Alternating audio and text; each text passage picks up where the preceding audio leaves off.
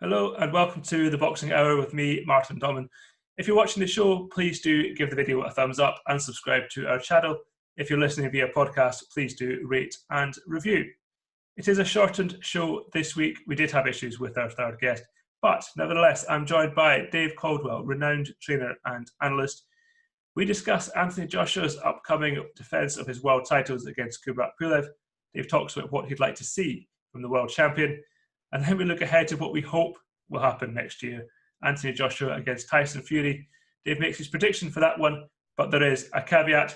And finally, we look ahead to Floyd Mayweather against Logan Paul. Not what might happen, but whether the fight, if you can call it that, is good or bad for boxing. And then I speak to Ashley Theophane, who brings the curtain down on his career this week, win or lose against Sam Eggington. First fight for Ashley in the UK since 2012. He's been on something of a world tour recently, and we talk about that amongst other things. So please do enjoy the show. Dave, thank you for joining me. This is, of course, Anthony Joshua Fight Week takes on Kubrat Pulev on Saturday. I was having a think about where Pulev ranks in sort of the opponents Joshua's faced, and I'd have him probably quite a few down, to be honest. You know, maybe fifth or sixth. Where would you put him in terms of who Joshua's faced and the sort of dangers he possesses for Joshua on Saturday night? The thing is that when you're looking at Anthony Joshua's opponent, he's actually got a very good resume. You know, you're looking at people like Klitschko, you're looking at Joseph Parker, Dillian Whyte. You know, if you go through the rankings of the division, he's fought quite a lot of the good names there. So it's always going to be a little bit difficult. But the thing is with Pulev's been around for a long time. But he's one of the steady heavyweights of the division. You know, he came through. He was built up. I think they thought they were going to get a lot of big things for him when they was building him up, and then he ran into Klitschko and got soundly beat. You know, emphatically. He's gone away, stacked up another run of wins, slow burner. You know, and he's always stayed there or thereabouts. He's always been very respected, but he's not. I think because of his style, because he's not dynamic, because he's not explosive as such. I think he's kind of like the forgotten sleeper of the division.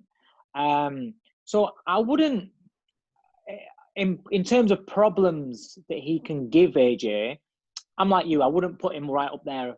The top of the guys that AJ's fought already. So yeah, he's kind of like the not the middle. That's a little bit disrespectful to say he's around the middle, but like you say, maybe fourth or fifth sort of down the pecking order. I think Eddie Hearn sort of alluded to it being a similar level of fight to Andy Ruiz Jr. But as you say, the styles are so different, and we know now that style for Andy Ruiz's style gave Joshua so many problems in their first fight. Yeah, and I think the thing is with Andy Ruiz, although he perhaps wasn't proven in the division, apart from really, a lower level of opposition it was facing, he was a more explosive fighter. He had that short bobbing sort of style. A lot of tall fighters don't like fighting the guys that are shorter, because if their shots go over the top and in exchanges, they can get beat to the punches, which is what happened in the first Ruiz fight. Whereas Kubrat Pulev, he's about 6'4.5", 6'4". He's a big lump, not quite as tall as Joshua, not quite as long as Joshua, but he is a bigger target, and he leaves a bigger target there. He isn't, he's not fast moving. He doesn't have fast explosive movements. Everything's kind of like methodical. He's got a fantastic jab, but everything's kind of, you can read it. You can read what he's doing. So I think stylistically, Andy Ruiz, although at that point people weren't, they weren't talking him as much of a danger. Style-wise, he was more of a danger. Oh, I know we can always say that after the event, but those of us that watched Andy Ruiz coming through and seeing how he puts his hands together very, very fast, we could say, right, okay, well, if he gets in that situation where it's a trade-off, he does put his hands together fast, and he can punch. So there was always that element of danger, but you just thought, he's not on that level. And then obviously the shock happened, and there you go. But with Pulev, it's much more predictable and it's much easier for Joshua to deal with, in my opinion. As a trainer, how impressed have you been with Anthony's progression over the years, and maybe more so in the last, 18 months since that Ruiz defeat? Do you know what? I think it all boils down to his attitude. I think he's got an undeniably fantastic attitude that you need to be an elite level fighter or elite level athlete in whatever sport. Because when you get to that level, the money comes, the fame comes, the endorsement comes, the media obligations come. And it's quite easy to kind of like sit back, rest on your laurels and think, you know what, I keep winning. I'm right at the top. What do I want to keep improving for? What? But AJ has always been the kind of guy that always wants to improve.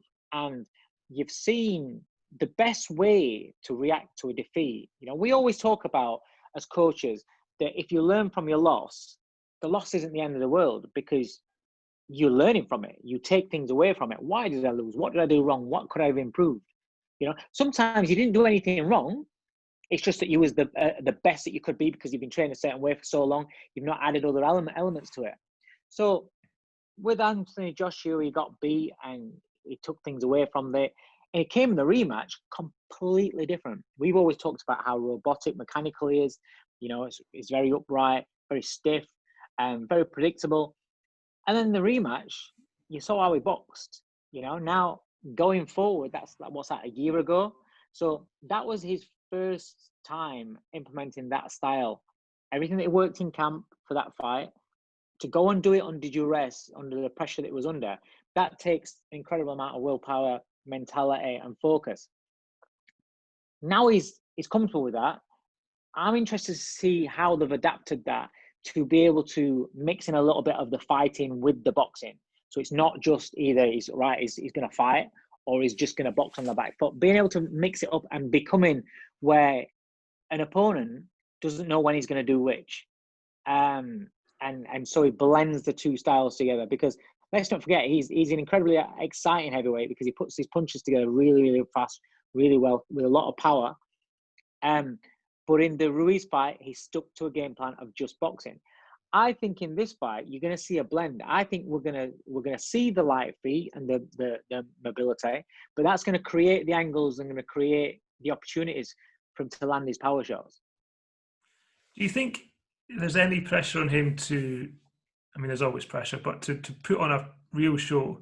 I mean, so much of this narrative this week is about what happens next, and I'll touch on that in a bit, but is it just a case, for me, I just want him to get the job done because I know what could be next, and I'm really hoping that that's what's next. But does he have to really impress, whether it's for himself, whether it's for other people, you know, and really do a job on Pulev? Yes, in a short answer, yes, there is a lot of pressure on him to impress because he's Anthony Joshua. So every time that he goes into that ring, it's kind of like he has to impress. I mean, there were people that after the Ruiz rematch were slating him, saying he was boring, he ran away, he did this. That's boxing, and that is boxing. I think perhaps because it's not what we're accustomed with AJ, that people are like, oh, well, that's not what we buy a ticket for. That's not what we tune in for. We want to see the firepower and the exchanges. But that's what got him beat in that first match. So he had to change something. If he'd have just gone in there and just done the exact same thing, then he's not learned. So he's got that one out of the way. But does he need to? He needs to make a bit of a statement. He doesn't have to go out there guns a blazing and being like a lunatic, but he has to have an emphatic win. And I think that he has to kind of he has to stop him. But having said that, you know, Pulev's a good fighter. He is a good fighter, you know. But I do think at the stage of his career, and I do think that that with what you're saying, you know, what everybody's talking about, what happens next, I do think he'll want to put on a statement, and he will want to go out there and look good. Again, perhaps show a little bit of what they've been working on, and then punctuating it with you know, a knockout, or at the very least a good stoppage. Of course, what is hopefully next is Tyson Fury. There's always been a next for Anthony Joshua for such a long time. It was Yeah. Deontay Wilder, and that hasn't happened. But it feels like this is as close as we've been. I mean, we don't know if it's going to be for all the belts, but to be honest, for me, it doesn't matter as long as they fight. We don't care, do we now? Yeah.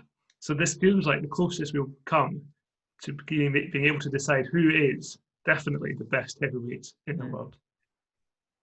Yeah, it sounds like it's getting very, very close. I mean, if we're to believe what's being said, then some sort of preliminary agreements being made. They've just literally got to,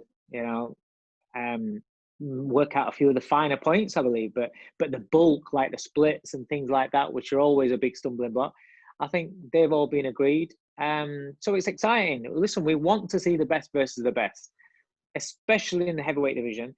But especially when the two best are Brits, and that's it makes sense, and that's a monstrous fight. It really is. It'll be, the build-up's going to be unbelievable.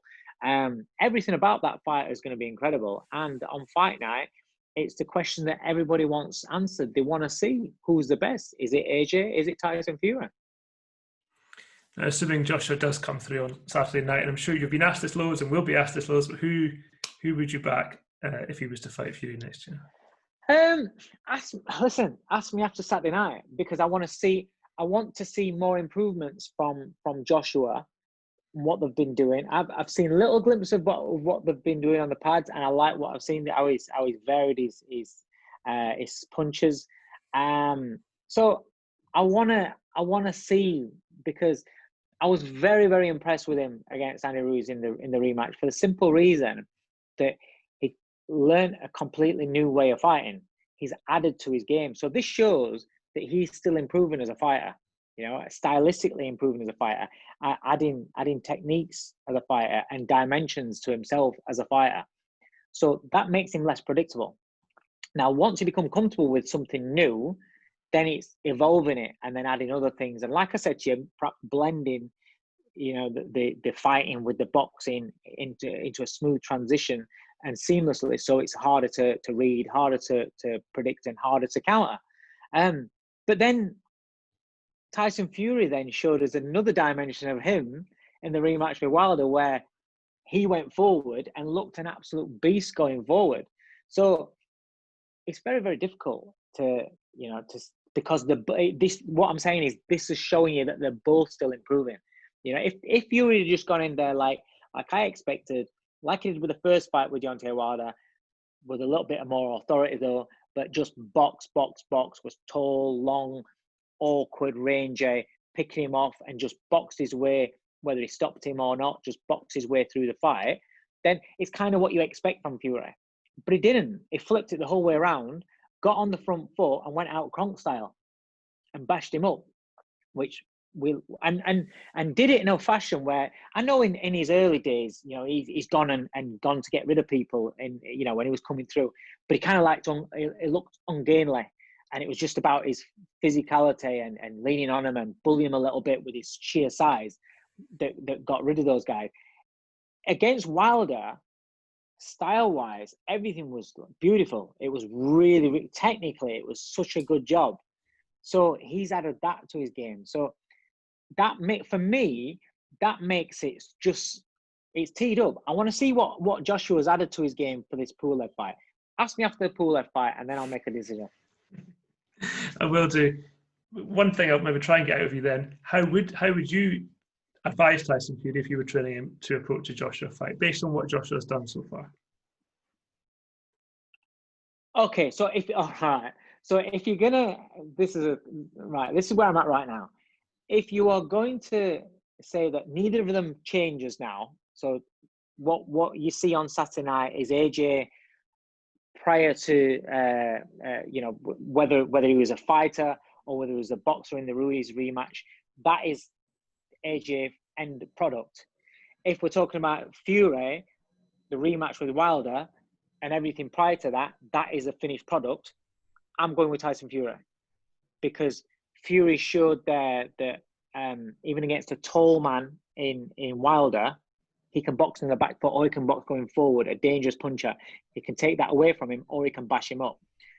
With Joshua, he boxed fantastic against Ruiz, But against Ruiz, he had massive height and reach advantages, which helps you to box in that way and still be safe, still be comfortable. The fact that Tyson showed me going forward how good technically he was, with him being the taller man against Joshua, that's why I still need to see some more improvements in AJ, because right now, as they are now, I would say that Joshua's got to get it into a firefight, because he puts his hands together very, very well. He's a great combination puncher, and he delivers power in his punches. But he has to get into them positions. From what I've seen so far, Fury can take that away from you when you're trying to walk him down. He, with his reach, his range, his skills, it can take that away from you defensively. And what I've seen so far, going forward, Joshua's quite predictable. And, you know, the Joshua that I've seen so far going forward, I think KJ deal with. And I'm not sure that the Joshua I've seen on the back foot against a short guy in Andy Ruiz would outbox the Fury that I saw going forward against Wilder. Do you understand what I'm saying? Yeah. So I need to, this is what I'm saying is, if it's right now and they've both not improved from the last fights and they stay as they are the last fights, I would say Fury's the favourite. That's why I want to see if they've improved. I want to see if AJ, what AJ has been working on to improve as a fighter, because I know he's been working on to improve. So I'm excited to see what he's added to his game, because that's what makes this fight so much better. We can talk about how they are, what we've seen of them so far, but that's not the complete package. And say they fight, I don't know, let's say they fight in April, May time. Say if these two are going to fight. Between now and April, May time, might be even later, might be summer, they're going to be working to improve even more. And with Joshua, I know he's improving at a rapid rate. So I'm excited to see where, you know, back come fight night, just how much more complete these two guys are. And one thing's for sure, we have these discussions for weeks and months ahead. It's going to be a genuine, maybe not necessarily a 50-50, but very close, and one that I don't think we'll get tired of talking about it and going back and forth and debating. One thing I did want to ask you about, you've been in boxing a long time. We saw this week that Floyd Mayweather is going to take part in an exhibition with Logan Paul. I think there are two sides. One side, you can get really angry about it, think this is dreadful for boxing, it's giving boxing a bad name. Or you can just be like, you know what, it's an exhibition, it's not real. But how do you feel about it as a proper boxing person? So if you, right, okay, so it's labelled an exhibition. So if we treat it as an exhibition, fair enough, you know, it's an exhibition. So it's going to bring more eyes to a boxing ring. People are going to be talking about it, blah, blah, blah, great. But the problem is people don't talk about it as an exhibition. People talk about it as, can Logan Paul beat Floyd Mayweather? Is he going to knock, oh, it's too big for him, he's going to knock him out, he's going to do this, he's going to do that, right? And it's, so in straight away, in those conversations, these people that are, you know, YouTube fans of this guy and what have you, they're taking this seriously as that their man's going to win the fight. And if their man wins that fight, then he's just conquered boxing because he's just beaten the greatest fighter of all time. No, number one, he's an old, you know, in boxing terms, he's an old man now. I felt he looked old in the Conor McGregor fight. You know, it's for the first time I've looked at Mayweather and it was a bit softer than what he normally is. Still in great shape, but a bit softer than what he normally is. And his movements were less sharp and more, as what you would expect from a man that's been out of the ring for a while and getting older. So I expect him to be a little bit more deteriorated against Logan Paul. Now, the problem is if he even, you know, when Conor McGregor landed, I think he landed an uppercut on Mayweather, and people were, talking like it was a great thing that it landed on Mayweather. These people that don't see it as an exhibition or see it as for what it is, they take that seriously, and they're going to be thinking that this guy, this YouTube sensation, can take over the world in boxing. Or, you know, it's not. It's an exhibition. You're talking about a guy that's not fought for a long time, who's nowhere near the peak of his powers, giving away a lot of size and a lot of a lot of weight and physicality to a much younger man. So will Logan Paul land some shots on Mayweather? Yeah, probably so. I expect him. I don't expect Floyd Mayweather to come in there, the defensive genius, sharpshooting and not get touched all the way through. And if it is that kind of fight where Mayweather does get touched up a little bit, it doesn't mean that this guy is now a legitimate fighter and a legitimate, pound for pound boxer out there. And that's what's frustrating about me, because I'm listening to how people are. If you had Man United, no, let's not. Man United are very good right now. I'm a Man U fan.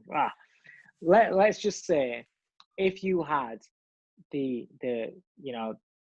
world's best football team, Barcelona, Real Madrid, playing Accrington Stanley, right, in a friendly, do people take that as though that's real? That's really, really serious. And this is if Accrington Stanley pull off this 1-0 win in a friendly, when the best team in the world took out a couple of the stars and it's playing a good team, but just not at full strength, and they win 1-0, it's a friendly, pre-season friendly.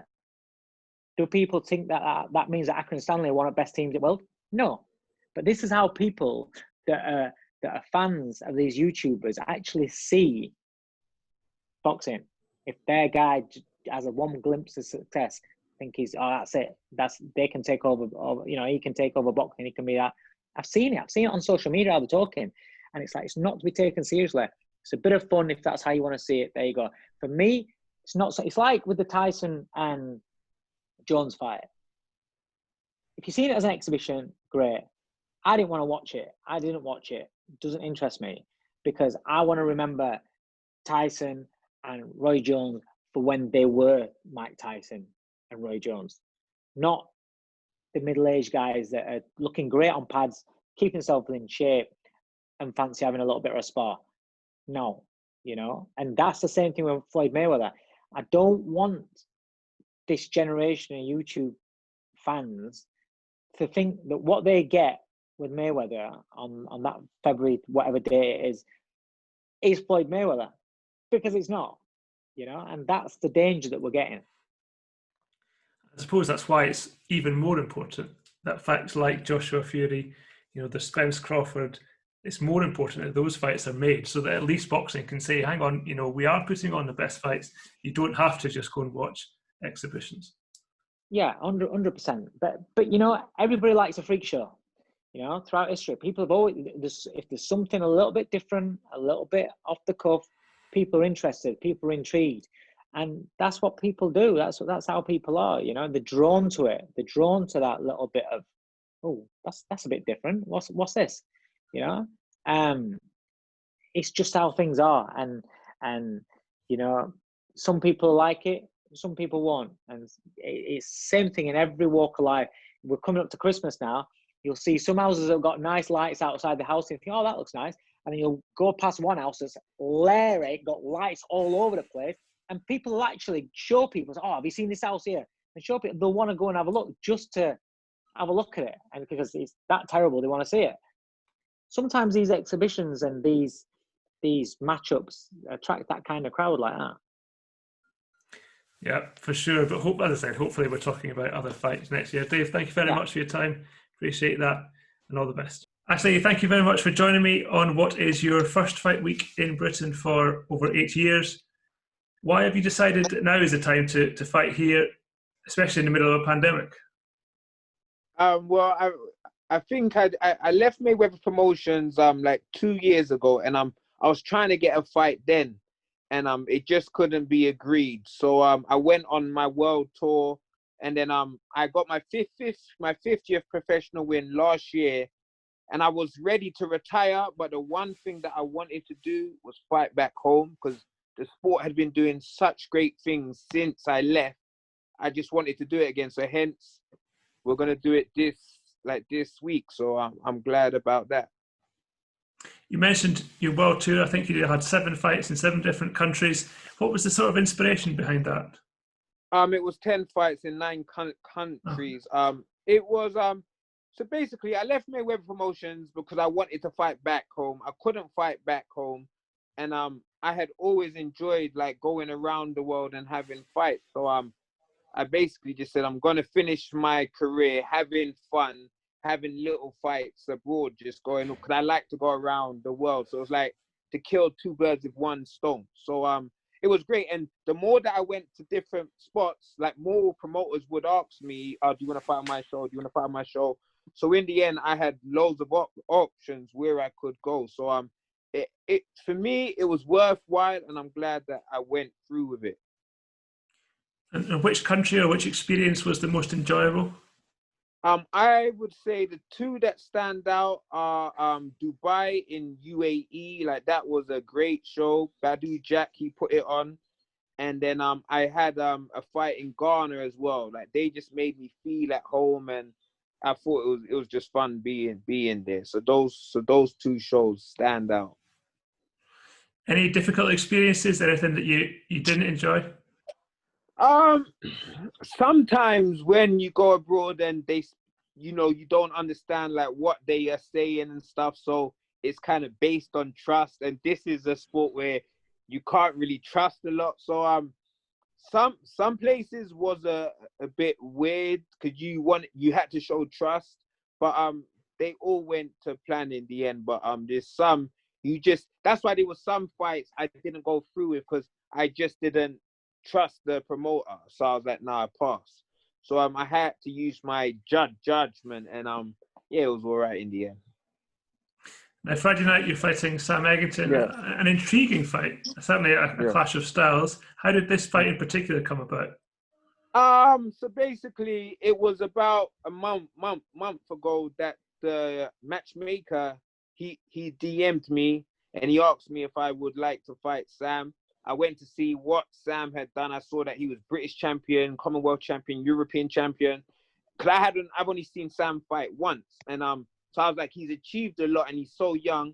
I was like, that would be a good fight for me to go out on. And I was actually in the gym because Hearn had tried to get me in the ring with Ben.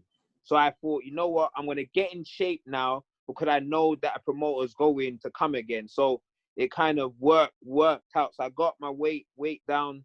So when they called me, I was kind of prepared. And you mentioned it, I think you said this is going to be your last fight. Are you just at the moment feeling like it's just a fight, or are there mixed emotions given that this is it for you? So for me, like I'm tired. Like, there's some guys who say, I actually shouldn't retire, you still got more left in you.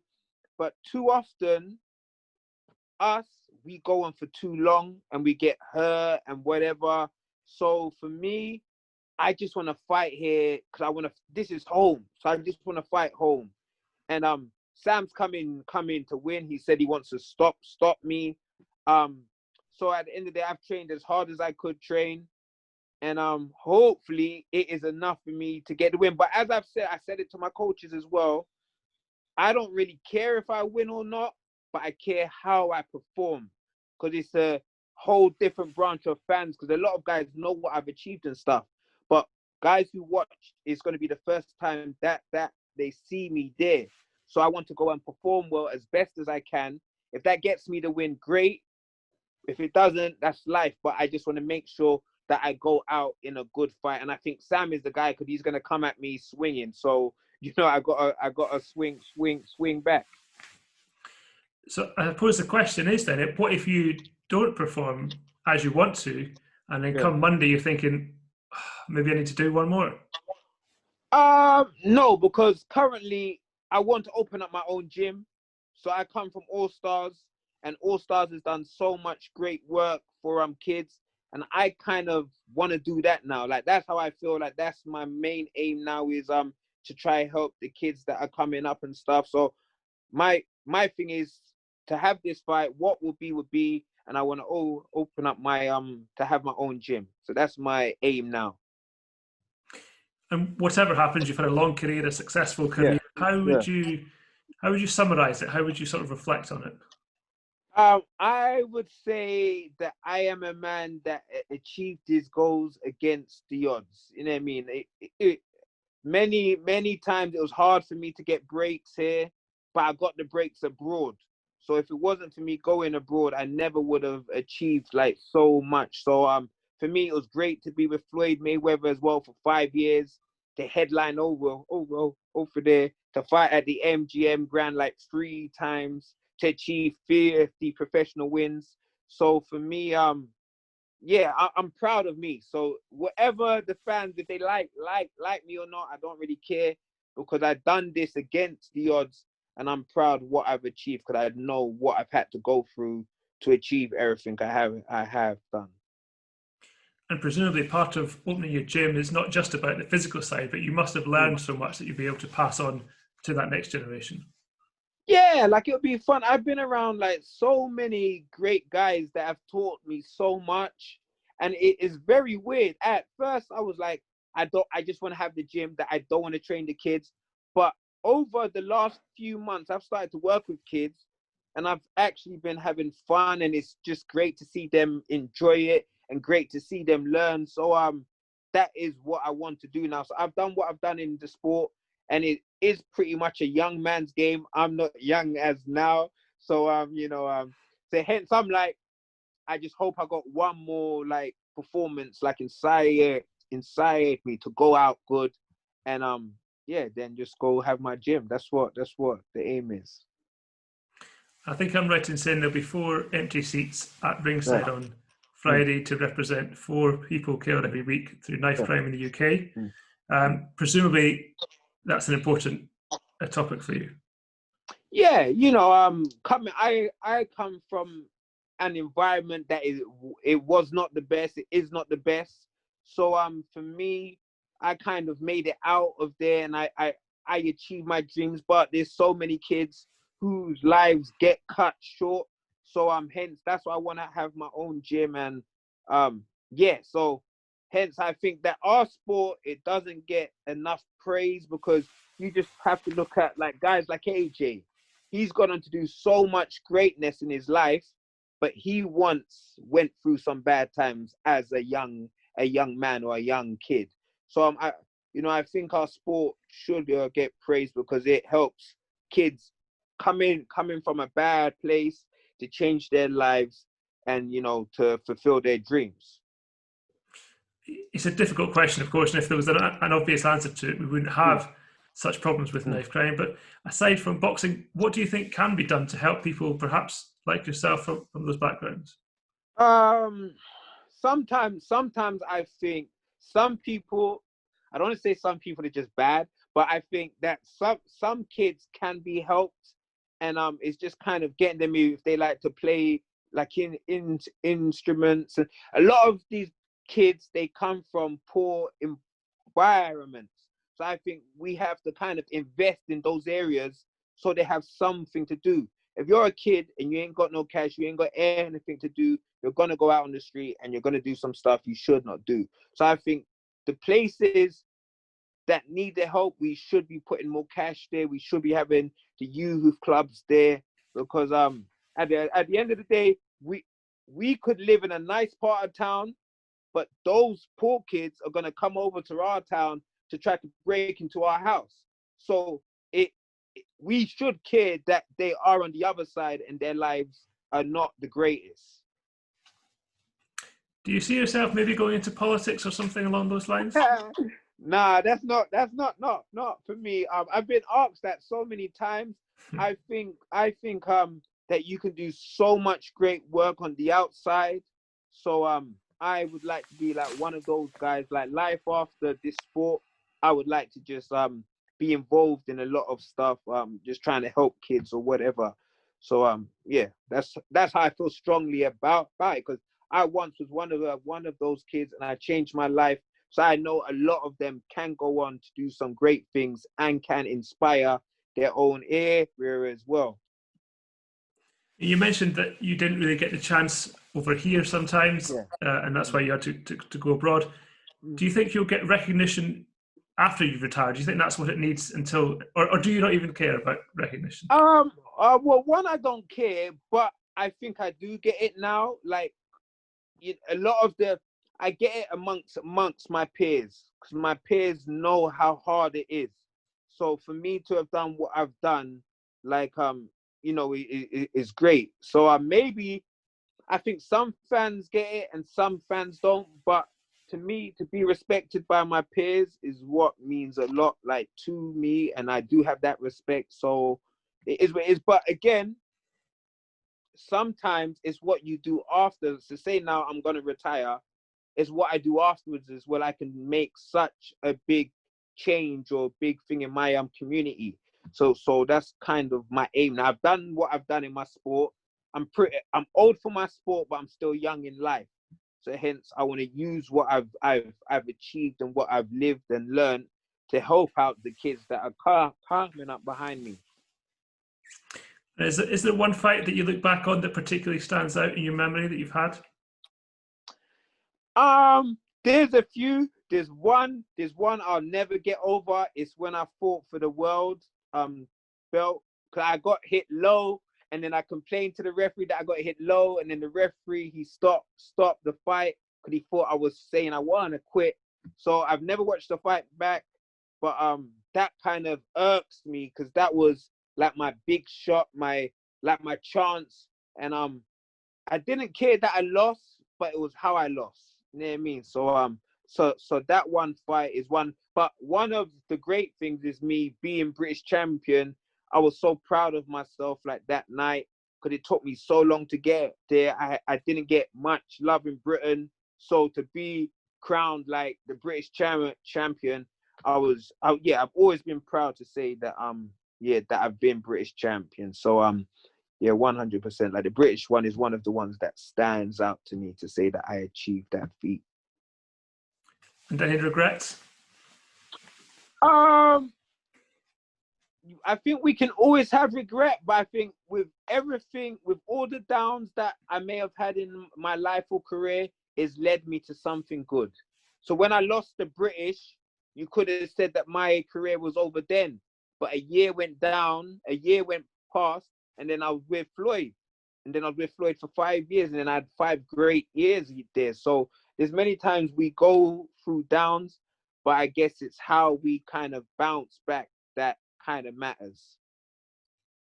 Very well said. Ashley, thank you very much for your time. All the best on Friday and indeed in the future with whatever comes next. That's all we have for this week. Thank you for listening. As I said, if you're watching, please do give the video a thumbs up and subscribe to the channel. If you're listening, leave a rating and a review.